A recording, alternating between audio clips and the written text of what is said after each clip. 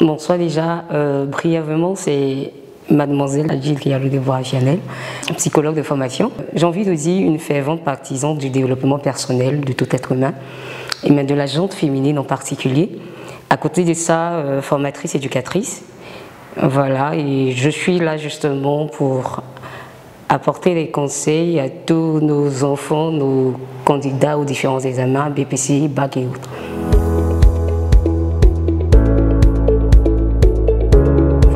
Alors c'est vraiment très important.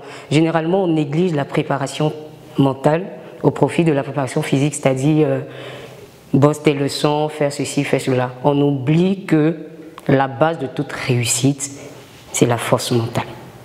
Tout part déjà de la tête. Qu'est-ce que je me dis, qui je suis? Comment est-ce que je perçois déjà cette réussite à laquelle j'aspire? Alors je veux dire que c'est vraiment très important déjà, tant pour l'enfant, tant pour les parents, de préparer mentalement les enfants qui sont appelés à, bien sûr, compétir, on va dire ainsi, aux différents examens.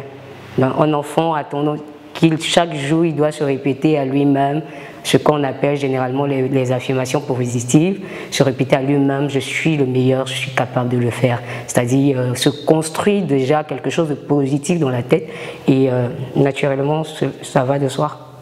Physiquement.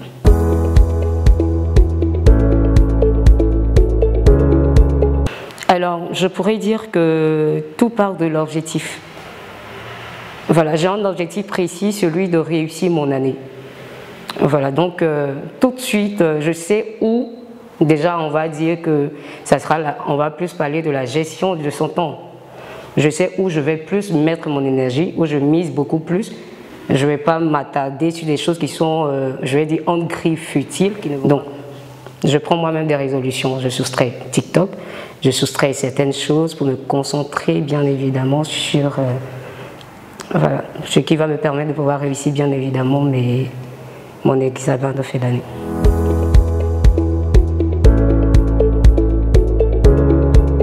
Je vous remercie pour cette question, je l'attendais. Parce qu'effectivement, on remarque que parfois les parents désertent. Voilà, c'est-à-dire c'est plus le bâton. Va bosser, va faire ceci, va faire cela. Mais on remarque qu'il y a beaucoup de parents qui ne sont pas vraiment présents mentalement pour leur enfant. Parce que peut-être eux-mêmes ne l'ont pas reçu. Donc qu'est-ce qu'ils peuvent faire concrètement? Ça commence déjà, on est déjà dans la mouvance des examens, et sinon ça commence déjà dès la préparation. Dire aux enfants, tu es en classe de 3e, tu es en classe de terminale, déjà l'échec ce n'est pas une fin en soi. Mais sache que je crois en toi, et si tu es arrivé à braver déjà la classe de 6e, que tu es arrivé en 3e jusqu'en terminale, c'est parce qu'il y a quelque chose en toi qui est capable, voilà, tu es capable en fait de plus. Tu es capable de faire mieux, la même force que tu avais quand tu étais en 3e, tu peux, je veux dire, j'ai envie de dire la doubler même. Voilà, en classe de terminale, je parle là d'un élève qui est par exemple en classe de terminale.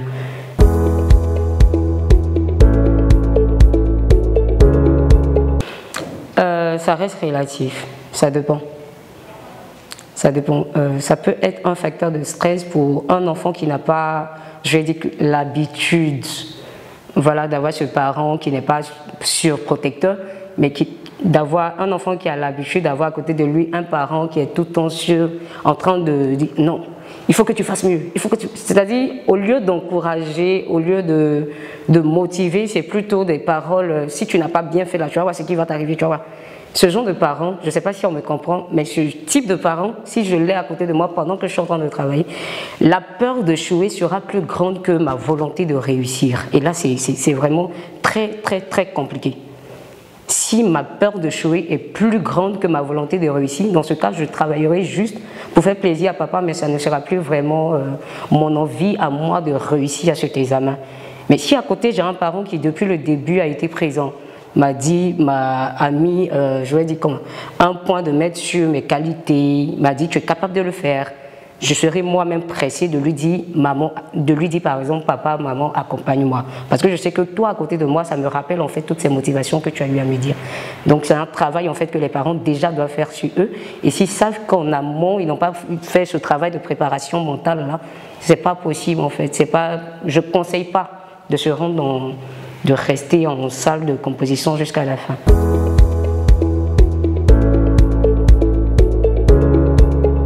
Alors, je connais un auteur, Henry Ford, qui disait comme ça que l'échec, c'est la possibilité de faire mieux. J'ai essayé de paraphraser. Voilà, c'est une opportunité de faire les choses, mais en mieux. Donc, je vais dire que, comme on dit là, l'échec, c'est pas une fin en soi, on a l'habitude de l'entendre et tout. Comment est-ce que concrètement l'élève qui a échoué peut s'y prendre? Moi, je vais prendre mon cas, j'ai échoué au BPC. La première année au BPC, quand j'ai échoué, c'était vraiment très difficile parce qu'on était pratiquement dans un groupe de 5 filles et j'étais la seule. Après, je suis au BPC. Imaginez-vous déjà ce que j'ai pu ressentir. Mais effectivement, il y a eu, ça je ne vais pas mentir, la force parentale. C'est-à-dire, cette force mentale m'est venue en fait des parents. C'est-à-dire qu'ils étaient à côté pour te redonner cette envie de reprendre. Te dire non, donc les parents vont jouer vraiment un rôle crucial dans la reprise de confiance en soi de l'élève en question. Voilà, de l'élève en question. En même temps, dire à l'élève que c'est vrai que tu as échoué, mais tu gardes les yeux fixés sur l'objectif. C'est un peu comme si je quitte Abidjan pour Gagnoa. Mon objectif, c'est d'arriver à Gagnoa. Si je m'arrête par exemple à Divo, je ne suis pas encore arrivé à Gagnoa. Je vais peut-être changer de stratégie, mais je garde toujours est-il que je garde mon esprit sur l'objectif que je me suis fixé. L'objectif, c'est d'obtenir mon bac. Ça n'a peut-être pas marché aujourd'hui parce que je vais essayer de me remettre en cause et tout. Je garde toujours à l'esprit l'objectif, c'est d'obtenir le bac. Quelles que soient les années que ça va prendre, l'objectif, c'est d'atteindre le bac.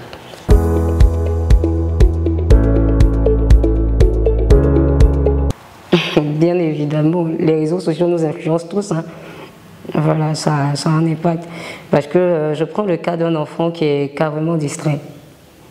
C'est-à-dire pendant la période de préparation, au lieu d'être peut-être sur ses cahiers et tout, il va peut-être regarder les bad buzz qu'il y a sur les réseaux sociaux et tout. Là encore, si l'enfant va se renseigner sur la page d'Abidjan.net ou bien sur la page de certains médias pour voir quelles sont les actualités et tout, pour se ressourcer, parce qu'on ne sait jamais dans les questions ce qui peut sortir. Mais c'est plutôt sur qui a fait tant, qui a fait tant, qui a fait tant. Donc vraiment, vous voyez que ça a quelque part un impact négatif.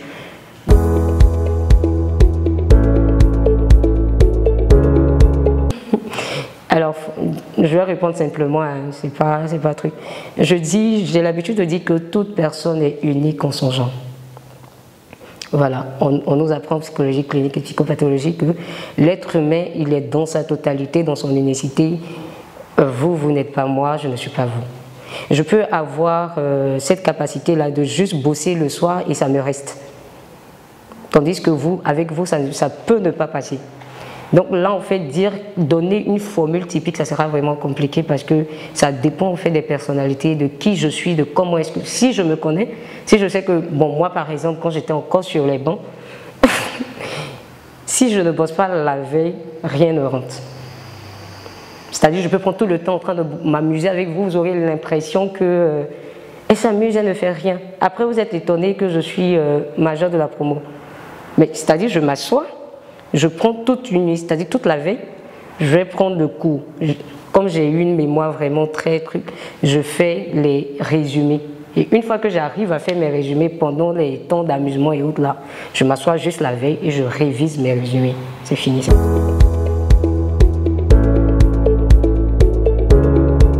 Alors je vais tout simplement leur dire que s'ils sont arrivés à cette étape, c'est parce qu'ils en sont capables. Voilà, ils ont tout ce qu'il faut, ils ont le potentiel qu'ils font tout simplement. Et surtout qu'ils rendent encore plus fiers leurs parents, surtout à l'image de ce petit-là qui est champion du monde de la dictée. Voilà, en Côte d'Ivoire. L'Ivoirien, c'est un Ivoirien. Hein. Chers petits camarades, c'est un Ivoirien, c'est un petit comme vous. Alors je veux leur dire que voilà, ils ont tout aussi la même chance de faire mieux et de rendre leurs parents fiers tout simplement. Je vous en prie.